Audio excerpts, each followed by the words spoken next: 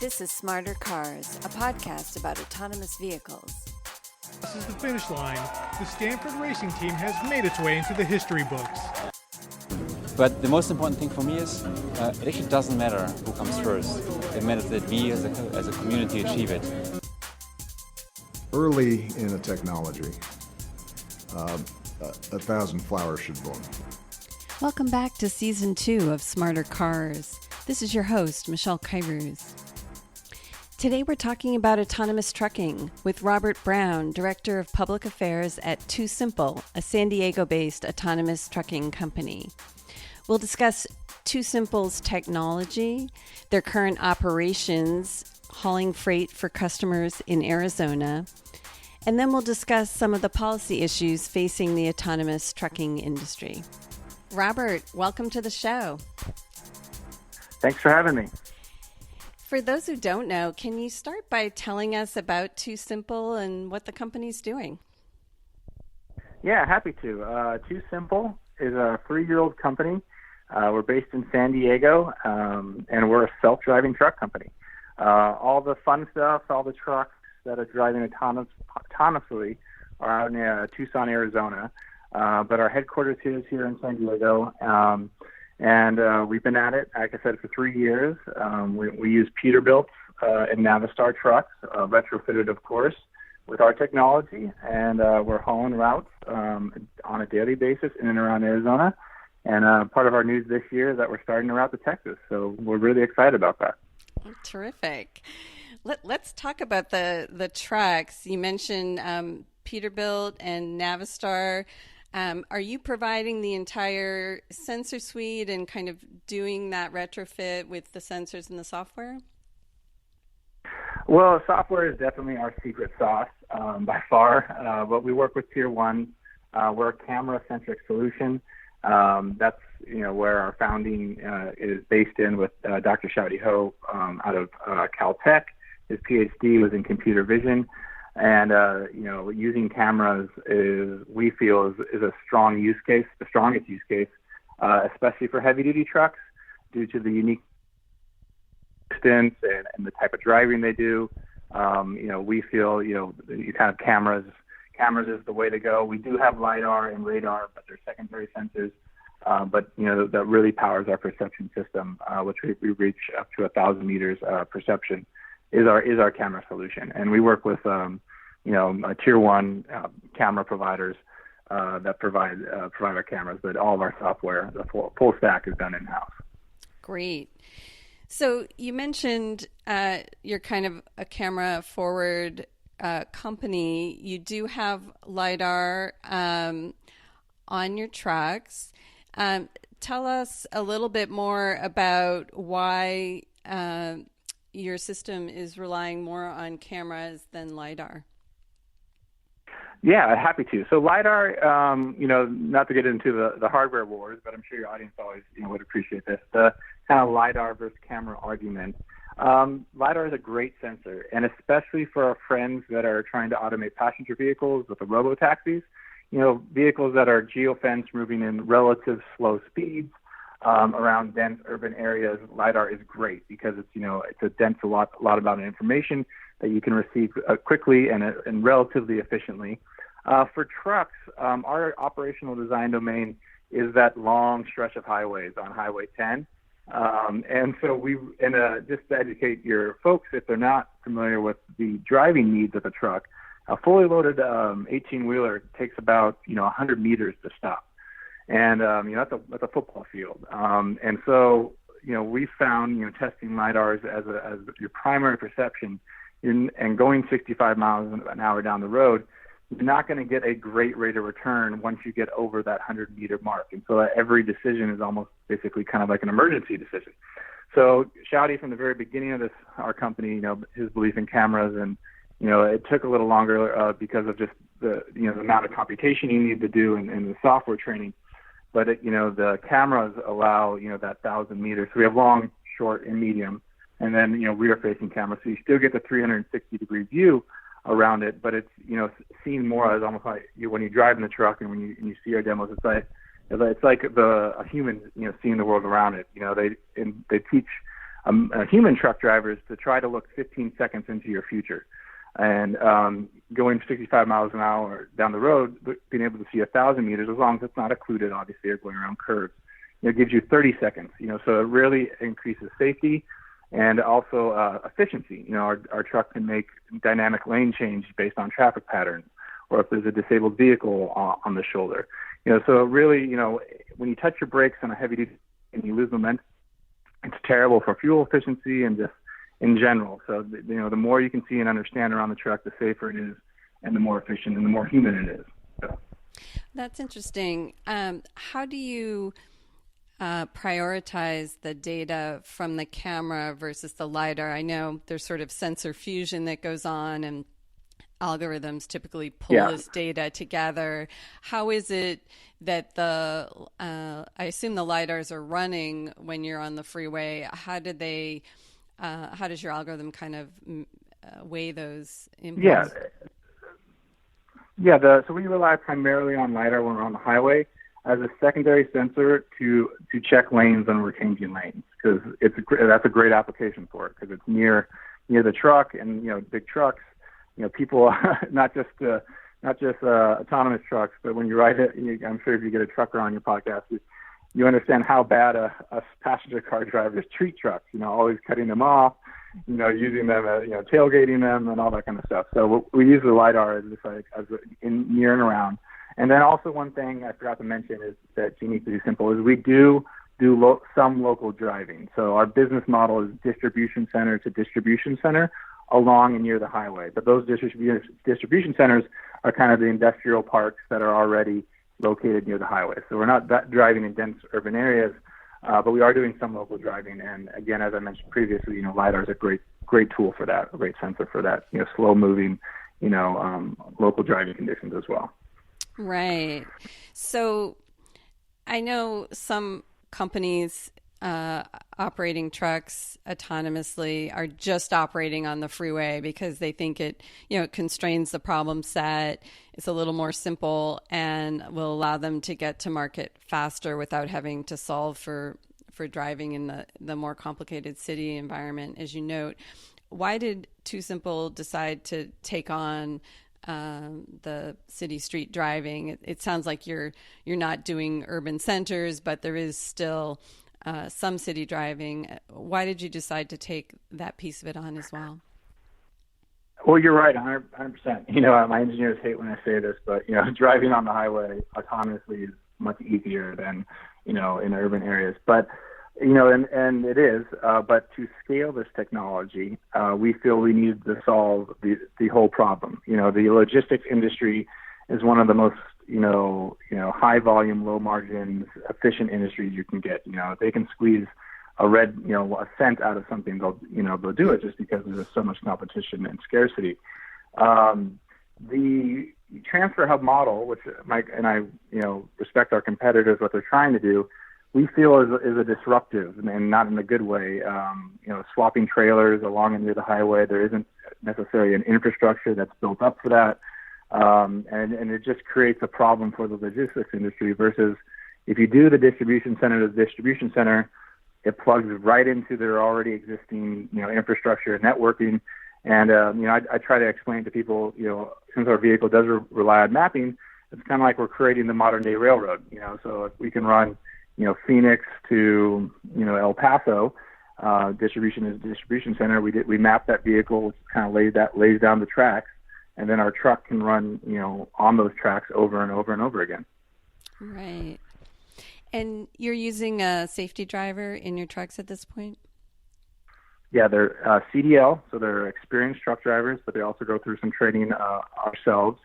And we also have a safety engineer riding co-pilot as well. Great. So last I read, I think you had 11 trucks, but we're planning to ramp up this year. And let's talk a little bit about your current operations. How many trucks are you running, and what are the routes? Yeah, so we still have the 11 trucks. We're running the route Phoenix, Tucson, and then back Tucson to Phoenix. And we also picked up a route in Nogales as well, which if people are familiar to Arizona, it's the border town, and so obviously a lot of trucks come across the border for different reasons. So that's exciting, and that's relatively close to us as well. And then I did mention again we're starting our new route into Texas, El Paso. Actually should be within the next few weeks. So those are kind of the areas that we're focusing on in and around the I-10 corridor. Right. So roads in Arizona now and expanding to Texas. Any other states? Yeah, don't forget our friend New Mexico. So we have to go through New Mexico to get to Texas. So. Okay. And other than those three states, are there other states that you're planning to operate in? We have done routes to Nevada. We're not currently doing them, but I wouldn't be surprised if we start doing those again as well. So we are approved also to operate in Nevada as well. I see. Okay. And why did you pick these particular routes? Just once the freight. The I-10 corridor is the second busiest freight corridor in the country, so there's just a lot of it. The proximity to our location in Tucson.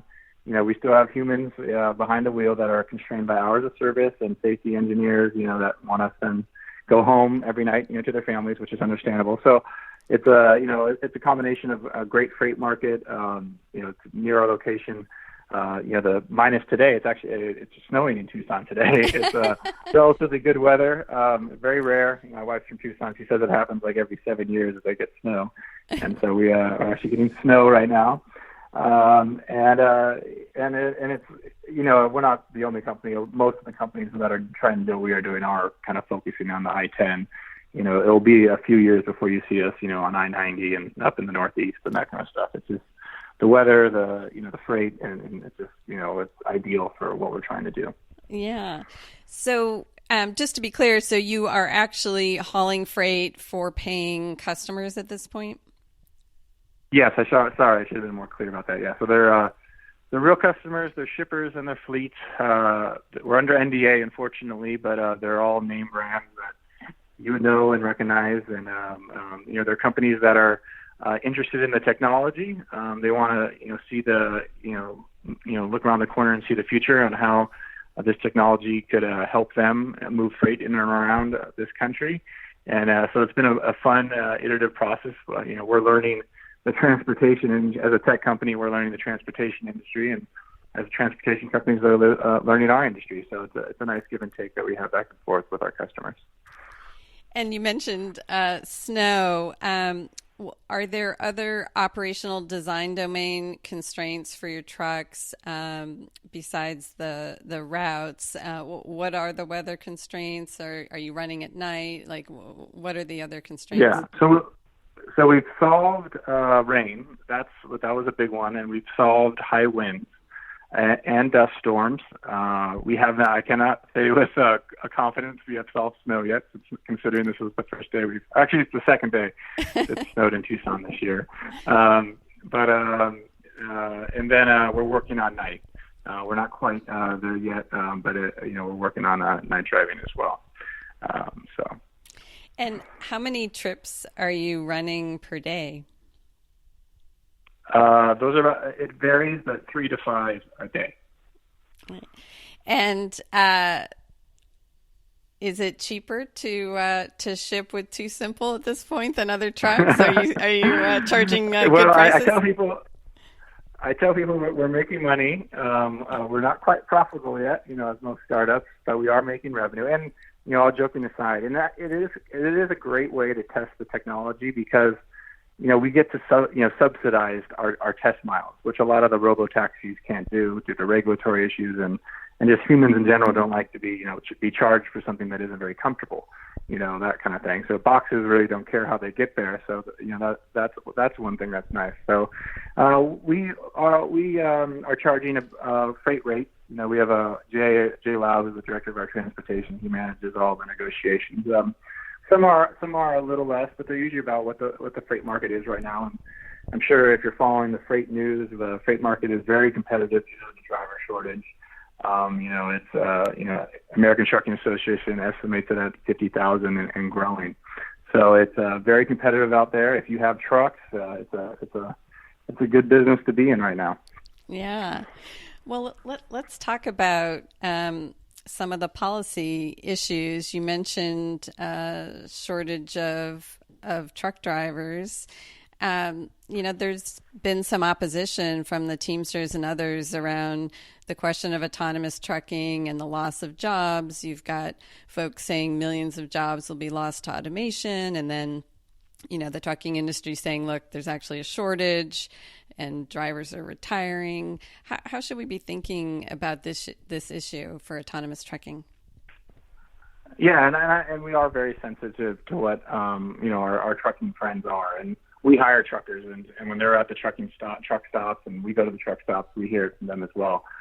But it is I'm very confident. A young person going into trucking today will retire a trucker, but their job might be different and hopefully better. The problem we're trying to solve for the logistics industry is that long haul run, which is incredibly difficult. The long haul trucker has gone 11 months out of the year. And that's where the largest of the driver shortage is, about 50,000. So we're trying to solve that segment. And just to give you an example of what the industry is facing, 3 years ago, the average age of a trucker was 49, which was already high. And then the Department of Labor last year came out with now the average age of the trucker is 55. So that is, and then every time we all click 2-day shipping, that further puts, a strain on a system that is already strained. So, we could not make or build or deploy fast enough to get to the point where someone would lose their job. I'm not saying, maybe through attrition, through the years, but, the fact that, this is a job killer is a mistake. And this will create new jobs. Just the unintended consequences of this, but just the folks that we're hiring and infrastructure that we have to build out, from fleet monitoring to maintenance to the technical skills, part of this as well. And the logistics professionals. Like I mentioned already, the American Trucking Association estimates, but it's if you talk to the fleets, they have stuff that they can't move because they can't find a driver. And so that means they're not buying trucks, which means, Peterbilt and Denton, Texas isn't building those trucks. So there's a whole ripple effect.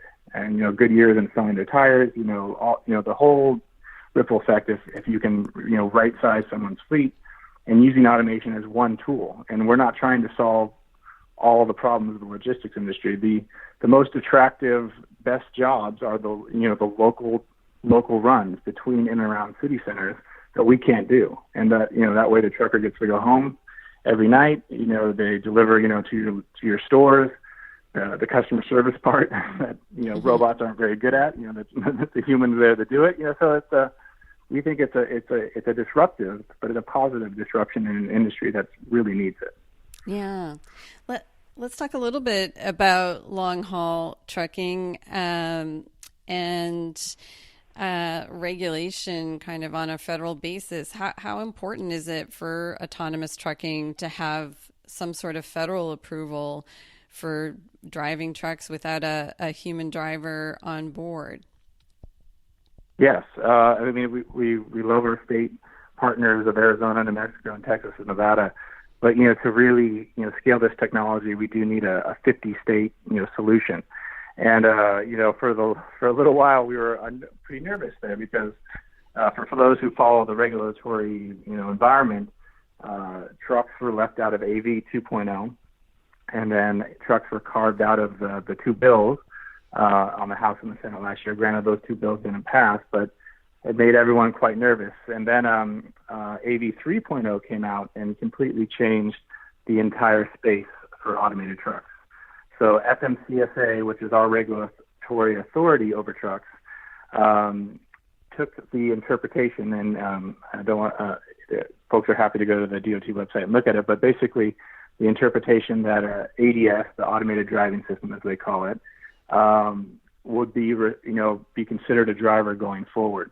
And all the human, requirements of the FMCSAs like drug testing and hours of service would no longer apply, which was a huge game changer. That the idea that, that's where you get the real great utilization, instead of a truck driver being only able to drive 11, to 13 hours a day, the trucks could drive 20 hours a day. And then also they, in the same document, they asserted their federal role for, safety and regulating trucks, that it's their, they are the final say. And they'll obviously leave states still up to, licensing and enforcement. So obviously if our, truck violates a traffic law like anyone else, they can enforce it. But to actually, regulate it from the technology space, from the safety space, it was a huge signal to the market that the DOT is looking for a 50-state solution for automated trucks. Right. So let's unpack that just a little bit. Trucks they're regulated with respect to the equipment by NHTSA, and then you've got these other regulations from the Federal Motor Carrier Safety Administration that you mentioned as to carrier operations. So you have a couple of regulators, and I think what you're saying, is the AV Guidance 3.0 that the Department of Transportation put out had this kind of helpful language. Is that considered an agency interpretation of existing regulation? Yes. So they believe that they have currently they have the regulatory authority to regulate this technology, and they do not need congressional approval for trucks. One key reason is that as a company and as an industry, we're not asking to remove gas pedals and steering wheels. Our trucks need to be able to interact with human drivers for the foreseeable future, and so there's no major change, to the truck. There's long precedent of trucks being able to add safety-related equipment, from braking to automatic braking systems to even now with mirrorless trucks. And FMCSA's interpretation that the automation is another step forward for safety, so that they believe they have the authority to regulate this without congressional approval. So, regardless of everyone's opinion of Congress, getting something through Congress right now is very difficult, regardless of the issue. And so it turned a several-year problem into a few-year problem, going through the rulemaking process rather than the legislative process. So you don't need, as an industry, any new bills in Congress in order to have autonomous trucking be legal nationwide in this country. Correct. I'm actually going to a trip to D.C. next week, and so I'm meeting with obviously many members of Congress, and we will keep them updated and keep them informed. And if Congress would like to hold a hearing or anything like that, we're completely supportive of them. But from a regulatory perspective of a rulemaking process, DOT feels that they have the full authority to do that.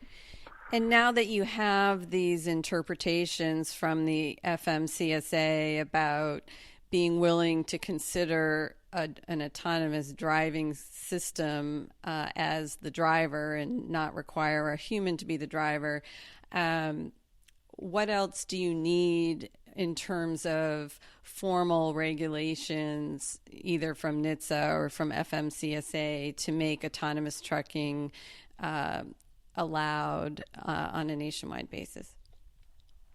It does need to go through the formal rulemaking process, and it was supposed to be out probably early this year, but due to the government shutdown, that got delayed. It should be out hopefully within the next few weeks, where that process will begin in earnest. And then that's and everything. So everything I want to for your audience, it's not a done deal. It's AV 3.0 is not binding in any ways, but it is a solid interpretation. And then going forward through the rulemaking process, that's where the quote unquote sausage is made. So. I'm sorry, you said it should be out, meaning a notice of rulemaking, or? Yes, that should be. I've been told. Hopefully, I haven't told an exact date, but it should be coming out relatively soon. And what would you expect the scope of the rulemaking to be at this point? Right now, I don't want to speak to that. I'm not quite sure. I would like to take a look before I let the audience know. But I'm happy to come back once it's out. To give our interpretation. But we're cautiously optimistic. Especially after AV 3.0. So we'll see when it actually comes out formally. And what about equipment regulation? You mentioned that you're not looking to take steering wheels out of trucks, so it doesn't sound like you need exemptions from NHTSA in that regard. I have heard some discussion about things like mirrors. What relief does the industry need for autonomous trucking on the equipment side? Is there anything in particular that you're looking for there? Not at this moment. Not to say that in the future we won't, have to use, the current exemption process, to get something cleared. But as of now, we're okay because for us, we embedded the lidars into our mirror units, so it's, you're not changing, the architecture of the truck. Our cameras are, right above the sun visor, into the housing of the truck, so. But as engineering does evolve and stuff like that, we could potentially ask for an exemption going forward. But right now, it's not needed. So, with respect to federal regulatory framework, sometimes the regulatory process can be several years to get things in place. If you don't have federal authorization and you're left kind of with a patchwork of state rules, how can the industry best manage that approach? Are you looking to string together a path of states across the country, or how does it work? I mean, well, luckily we're fortunate. I-10 is actually a very friendly corridor to the technology. We're still waiting on California. California has passed the law. The governor signed it. California DMV has yet to draft the regulations for heavy-duty trucks, for automated heavy-duty trucks. But it's, at least we're confident in, the law has passed. It's just a matter of time for them to write it. And then obviously Arizona is an amazing partner. New Mexico, Texas, Florida. And so, we're working on other states that connect those, Louisiana, through Alabama, all throughout through the South to make sure, that, and we're all still in the testing phase, so if it takes a few years, I think that will align, okay with our validation and fleet, because we have to not only validate the fleet for ourselves, but, all the folks that we touch, the tier ones that make up the ecosystem of the truck and the OEs, everyone's going to need to give that, Chuck Price jokes around, it's going to be like NASA back in the old days, they're going to go around the table and ask for a thumbs up from every single, person before, that you can buy a Peterbilt with we'll call it the autonomous TuSimple package, not to say that we couldn't retrofit and, do a driverless, route in the relative near future, but to scale and to build this technology through the OEs, which, we feel you really need to do, we're also going to need to get all those parties on board. We've had Cummins come out publicly, but, we're working with all the tier ones, but, and hopefully, over the next near to long-term future, we'll get all those partners on board to allow this technology to deploy commercially. Yeah. So, that raises a good point about how do you get from testing to being comfortable, for instance, taking the driver out of the truck. We don't currently have federal motor vehicle safety standards for the autonomous technology, so there's nothing to really self-certify against. Assuming that continues for some number of years, how do you think trucking companies should approach safety to get comfortable that their products are ready for public roads and then ready to operate without a driver? I think the industry as a whole, like the case in Arizona, right? And that if you do want to pull that driver out, they took all those voluntary things that the feds let out, made it mandatory. And that's what I'm sure my friends at Waymo are working on, and that's what we're shooting for. From law enforcement interaction plan to minimal risk condition, to basically hit all those benchmarks that are voluntary. We need to hit them all. To make this technology work. So we're treating them as mandatory. Looking at it in that way is key. Secretary Chao has spoken to this, so that, as a whole industry, we need to do a better job educating the American public, being more transparent. And that's something we've taken to heart. We've we've provided media ride-alongs from Wired and TechCrunch and a few others that are going to be coming on. So, as an industry, I kind of joke around, but it is true. People like my mom and dad are, very skeptical of the automated truck rolling down the highway, and so we need to help change that public opinion and help change the fear around it and let people understand the safety benefits and just the benefits overall to the economy and even the environment. That's something, even as an industry whole, and we're working on. And due to the nature of my position, I actually work pretty closely with our competitors, not from like a business or antitrust, but just from government regulations and public affairs on how to articulate autonomous trucking talking points and get those key points across to the motoring public. Right. And so does TuSimple plan to put out a voluntary safety self-assessment report? Yes, it's funny. We're almost at our final draft. So with AV 3.0, we were definitely encouraged to do it. Being out of AV 2.0, it was kind of like we didn't quite know what to do. So with being included in AV 3.0, we are about ready to publish that as well. In a first step. So thank you for reminding me of that. Yes. Great. We'll look for that. And then are there other statistics or reports such as disengagements or other metrics that you think would be helpful for regulators or the public to know? The disengagement report, I feel, at least the one through California, definitely needs some editing.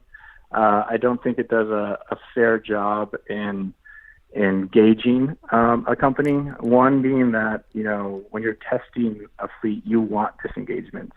You want, to test your fleet of whatever it is, trucks or passenger cars, and therefore incentivizing companies to,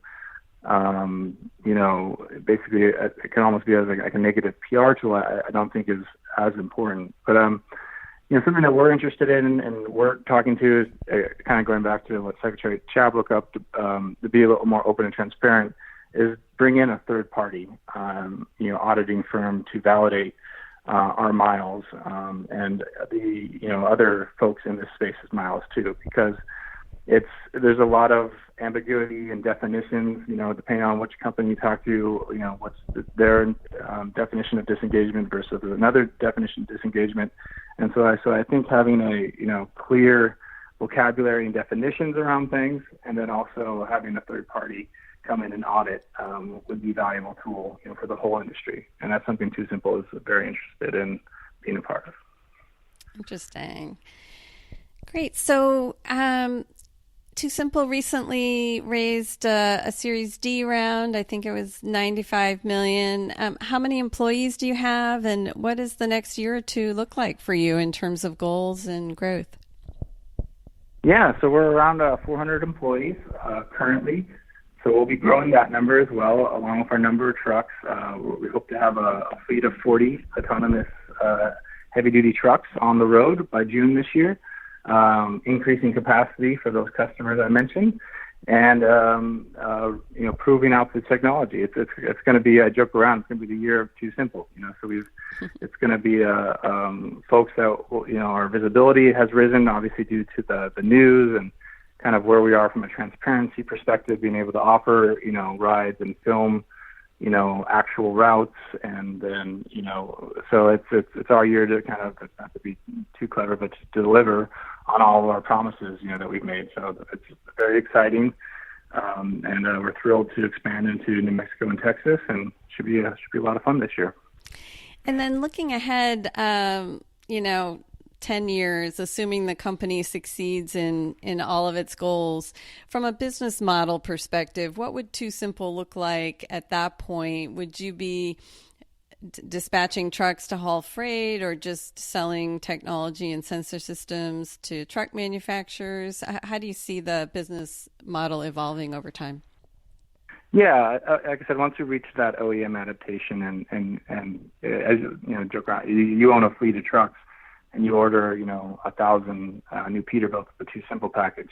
that's where we get into, our software, and that's where I think it scales. But, phase one where we're at now is our fleet of autonomous trucks that are, generating revenue. And once we get to phase two, we'll be excited. But, we got to first solve phase one. Great. Well, thanks so much for taking the time to come on the podcast and talk about TuSimple. Really appreciate it. Well, thank you. You're doing a service to us as an industry to help get the messaging out to everyone. And thank you. It was really fun talking to you, Michelle. Great. Take care. Thanks again to Robert for joining us. If you're enjoying the podcast, please subscribe and leave us a review on Apple Podcasts, Anchor, Breaker, Spotify, or wherever you listen to your podcasts. As always, the show notes for this episode and all of our episodes can be found on our Smarter Cars publication at medium.com.